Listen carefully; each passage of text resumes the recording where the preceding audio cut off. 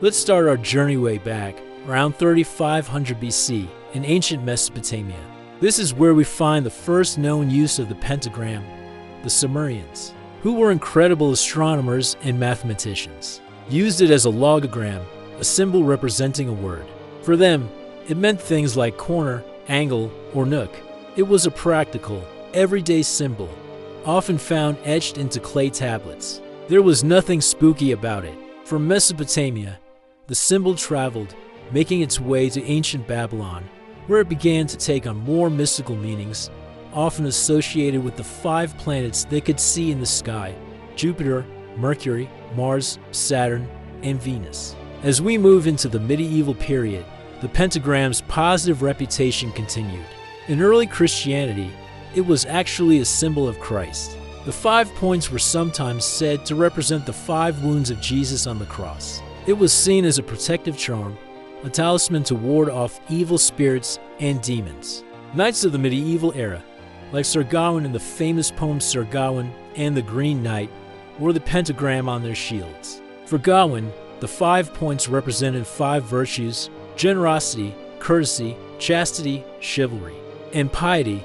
It was a symbol of a noble knight's code of conduct. So for centuries, from the early church to the chivalric orders, the pentagram was a powerful symbol of good, a sign of protection and divine connection. So when did this all change?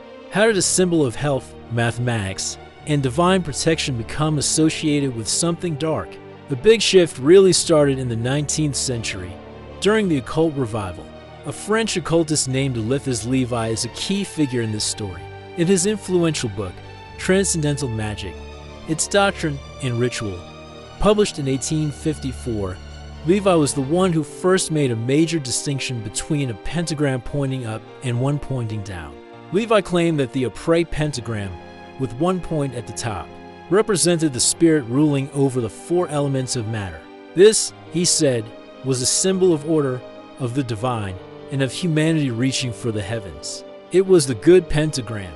But he argued, if you invert the pentagram, with 2 points at the top and 1 at the bottom, it symbolizes the triumph of matter over spirit.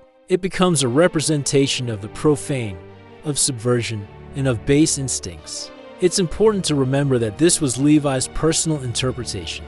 It wasn't based on ancient history. It was a new idea he introduced. But his writings were incredibly popular. And this dualistic concept, upright is good, inverted is bad, started to spread like wildfire through occult circles.